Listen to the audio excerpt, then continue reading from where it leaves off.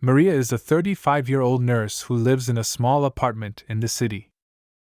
Every day, she follows the same routine.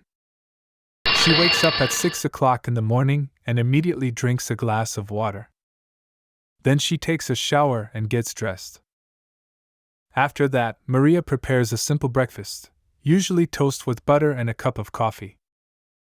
She eats at the kitchen table while she reads the news on her phone. Breakfast takes about 15 minutes. Maria leaves the house at 7:30. She takes the bus to work because she doesn't have a car. The journey takes around 20 minutes.